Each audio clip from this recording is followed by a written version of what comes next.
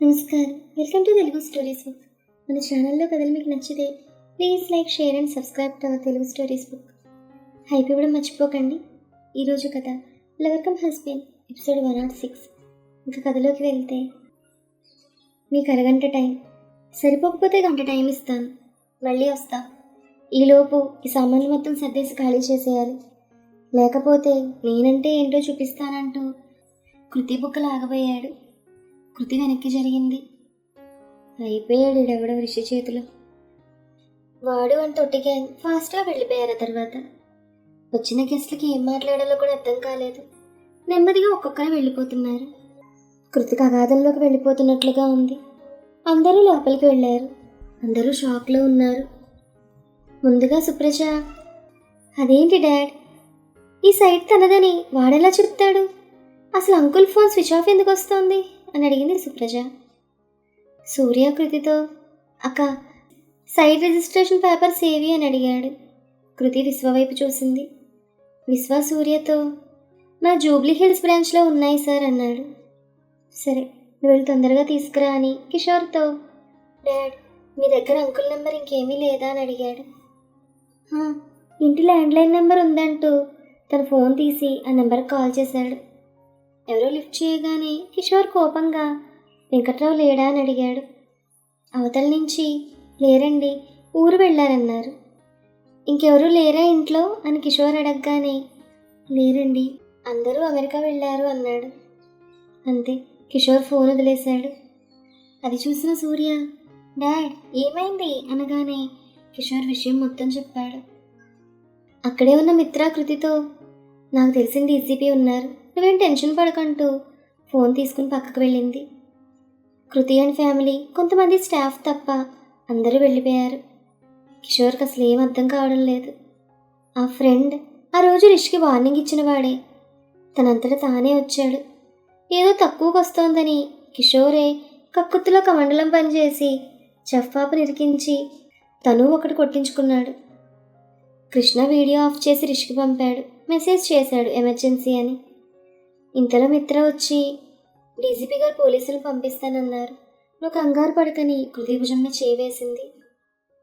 సూర్య, registration papers తొందరగా తెమ్మను అని సూర్యతో చెప్పి, నేను లాయర్ని రమ్మని చెప్పాననగానే సరే అక్క అన్నాడు సూర్య.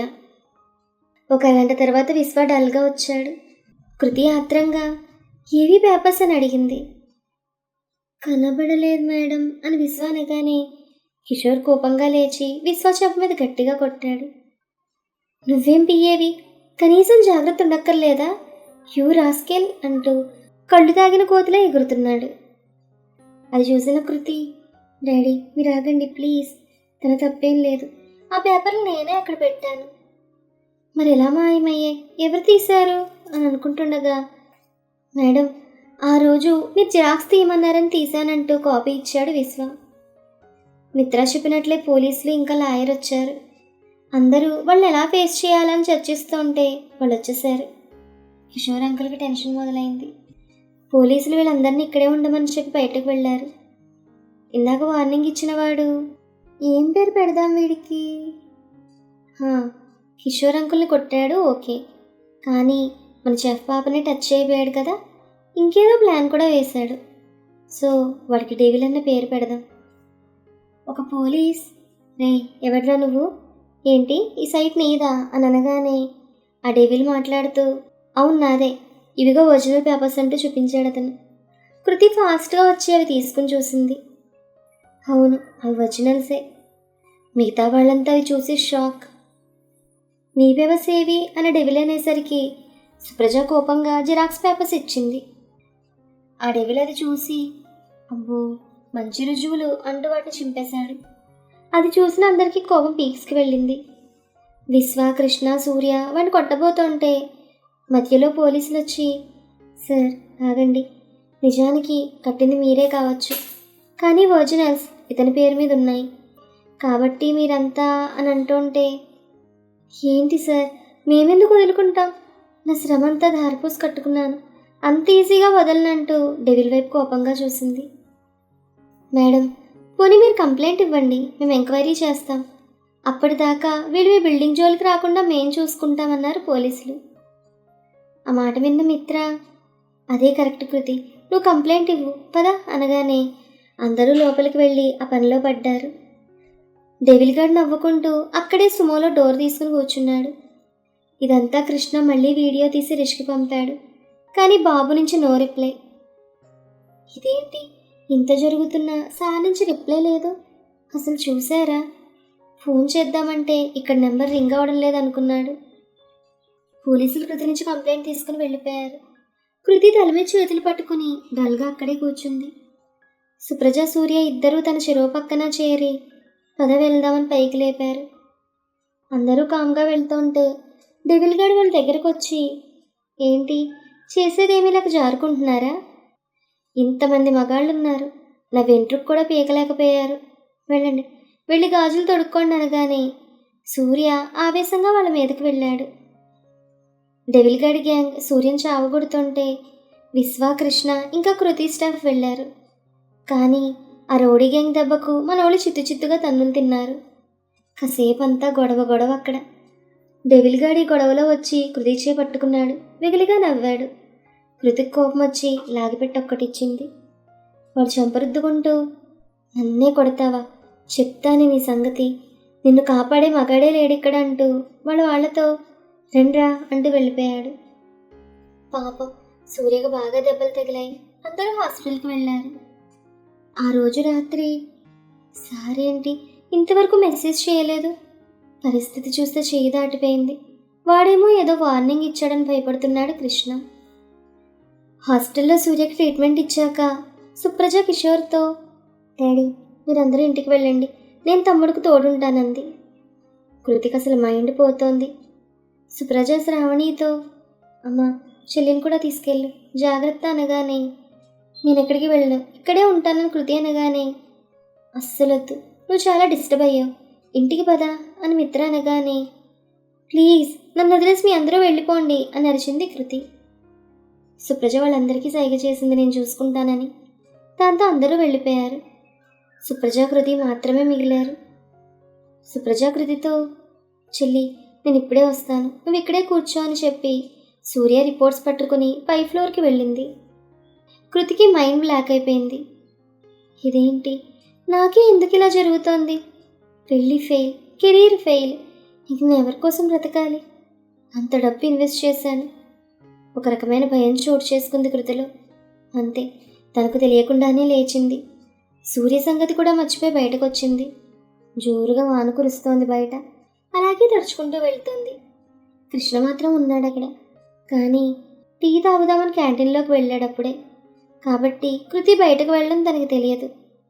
కృతి కొంత దూరం వెళ్ళేసరికి తన మొహం మీద వెహికల్ లైట్స్ ఫ్లాష్ అయ్యాయి. Horn sound. అప్పుడు లోకంలోకి వచ్చింది కృతి. వానలో ఫుల్గా తడిచిపోయింది. చలికి వణుకుతోంది. ఇంతలో ఆ వెహికల్లో నుండి డెవిల్ గార్డ్ దిగాడు. అంతే, కృతికి గుండె ఆగినంత పని అయింది. వెనక్కి వెళ్ళబోతుంటే ఎవరో తగిలారు కృతికి. చూస్తే డెవిల్ గార్డ్ తొత్తులు. కృతిని డెవిల్ గార్డ్ మీద తోహేశారు. వాడు కృతి జుట్టు పట్టుకుని, ఏంటే అలా కుట్టేశావు? అసలైతే నా ప్లాన్ వేరే, కానీ నీ చెయ్యి నా చెంప మీద పడిందిగా, అందుకే ప్లాన్ చేంజ్ చేశానంటూ కృతి చెంప మీద గట్టిగా కొట్టాడు. ఆ ఫోర్స్కి తను వెళ్ళి అక్కడున్న రాయి మీద పడి సృహ కోల్పోయింది. వాడు నవ్వుతూ, రేయ్ దాన్ని ఎత్తి బండిలో పడేయండి, ఇంటికి తీసుకెళ్ళి. వద్దులే అప్పుడు చెప్తానంటూ వెగిలిగా నవ్వాడు అతను. ఒకడు కృతికి దగ్గరగా వచ్చి తన మీద చెయ్యి వేశాడు. ఇక్కడ సుప్రజ కిందకొచ్చి చూస్తే కృతి కనపడలేదు. సూర్యకి అలాట్ చేసిన రూమ్లో చూసింది, అక్కడా లేదు. దాంతో కంగారుగా బయటకు పరిగెత్తింది. ఇంతలో కృష్ణ ఎదురొచ్చాడు. కృష్ణ, కృతిని చూసావా అని అడిగింది. ఆ మాట కృష్ణ కంగారుగా, లోపలున్నారుగా మేడం అని అడిగాడు. సుప్రజ లేదు అనగానే ఇద్దరు బయటకు పరిగెత్తారు. జోరు వాన, అలాగే తడుచుకుంటూ వెళ్ళారు. ఎక్కడా లేదు. మేడం ఎక్కడికి వెళ్ళారు, సార్ కూడా లేరు ఊర్లో అనుకుంటూ భయపడ్డాడు కృష్ణ. నాకేదో పాట వినపడుతోంది, మరి మీకు? సారస్తారస్తారే దావత్తే ఇస్తారే రత్తారే. అది పాడుకుందాం, కరెక్ట్గా సరిపోతుంది. డెవిల్గాడి తోకగాడు తన చేయి కృతి వంట మీద వేయిపోయాడు. అంతే, వాడి మొహం మీద బలంగా ఒక షాట్ పడింది. వాడు పెట్టిన కేకకి డెవిల్గాడు కూడా అదిరిపడ్డాడు. చూస్తే రిషి మొహానికి మాస్క్ పెట్టుకుని కృతిని పైకి లేపి చూశాడు. రాయి తగిలి బ్లడ్ వస్తుంది. రిషి తన జాగ్రత్తగా తన కారులో పడుకోబెట్టి వాళ్ళ దగ్గరకు వచ్చాడు. వాళ్ళంతా 10 మంది ఉన్నారు. మనోడికి సంఖ్య తిరిగింది. అంతే, ఒక్కొక్కడిని ఎలా కొట్టాడంటే మరి ఒకని జుట్టు పట్టుకుని కరెంట్ స్తంభం కేసి కొట్టాడు. ఇంకొకడిని తన పంచులతో ఉతికేశాడు.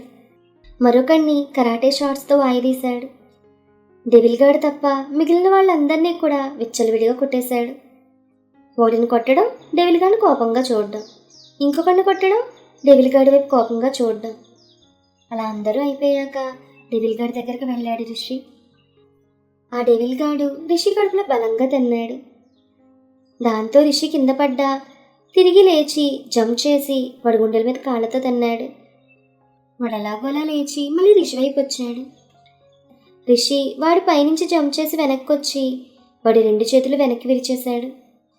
ఎంత ధైర్యంగా నీకు, తన్నే కొడతావా అంటూ వాడి గుండెల మీద పిచ్చి పిచ్చిగా కొట్టేశాడు. వాడు కింద పడిపోయాడు. ఇంకా జన్మలో ఏ ఆడపిల్ల జోలికి వెళ్ళాడు. రిషి వాళ్ళందరినీ ఒక చోట చేర్చి అందరికీ కలిపి తాడు కట్టాడు. పోలీసులకు ఇన్ఫార్మ్ చేశాడు. తను వెళ్ళి కృతిని చూసి కోపంతోనో బాధతోనో కారు గ్లాస్ మీద గట్టిగా కొట్టాడు. అంతే, అది పగిలింది. ఎందుకో చాలా పిచ్చ కోపంగా ఉన్నాడు రిషి. పోలీసులు రావడం చూసి తను కార్ స్టార్ట్ చేసుకుని వెళ్ళిపోయాడు. పోలీసులు వాళ్ళందరినీ జీప్లో పడేసి తీసుకెళ్లారు. రిషి కార్ని తన గెస్ట్ హౌస్ ముందు ఆపాడు. కారు దిగి కృతిని నెమ్మదిగా లోపలికి తీసుకెళ్లాడు. బెడ్ మీద పడుకోబెట్టాడు. నుదుటిని ముద్దు పెట్టాడు. తన చేయి పట్టుకొని, ఏంటిదంతా, ఒక్కదానివి ఎక్కడికి వెళ్తున్నావు? నేను రాకపోతే నీ పరిస్థితి ఏంటి? దీని వెనక ఎవడున్నా సరే వాడు నేను వదిలిపెట్టనన్నాడు. కృష్ణ కాల్ చేశాడు. ఫోన్ మోగుతోంది కానీ లిఫ్ట్ చేయడం లేదు. వాచ్మెన్ పిలిచి వాళ్ళ ఆవిడని పిలవమన్నాడు. ఆవిడ రాగానే రిషి లోపలికి వెళ్ళి డ్రెస్ తెచ్చిచ్చి లోపల మేడంకి డ్రెస్ మార్చని చెప్పి హాల్లో కూర్చున్నాడు రిషి. చాలా తీవ్రంగా ఆలోచించాడు. ఎవరు తను ఇంతలా టార్గెట్ చేస్తున్నారు? ప్రీతి? అంతే, మొహంలో సీరియస్నెస్ ఇంకా పెరిగింది. అప్పుడే తన ఫోన్ మోగింది. Call from Krishna. వెంటనే లిఫ్ట్ చేశాడు. కృష్ణ కంగారుగా, సార్ మేడం కనబడడం అంటుండగా, తన దగ్గర సేఫ్గా ఉంది కృష్ణ, నువ్వు మన గెస్ట్ హౌస్ దగ్గరకు వచ్చాయని ఫోన్ పెట్టేశాడు రిషి. ఇంతలో వాచ్మెన్ భార్య బయటకు వచ్చి డ్రెస్ మార్చాను సార్ అనగానే రిషి లోపలికి వెళ్ళి కృతికి దెబ్బలు తగిలిన చోట బ్యాండేజెస్ వేశాడు. మళ్ళీ బుగ్గలు లాగి, ఐ లవ్ యూ చిన్ను, నువ్వు అనుకునేది సాధిస్తా, నేను నీ వెనకే ఉంటాను, ఎవడడ్డం వచ్చినా సరే వదలను, ఇది భర్తగా నా బాధ్యత అంటూ తన పెదవులను వేలుతో స్పృశించాడు. చెఫ్ పాప కొంచెం కదులుతోంది. అంతే, బయటకు వెళ్ళి వాచ్మెన్ పిలిచి ఏదో చెప్పాడు. అతను వాళ్ళ ఆవిడని పిలిచాడు. ఆవిడ లోపలికి వెళ్ళింది. ఇంతలో కృతి కళ్ళు తెరిచి చూసింది. ఆవిడ్ని చూసి చుట్టూ చూసింది.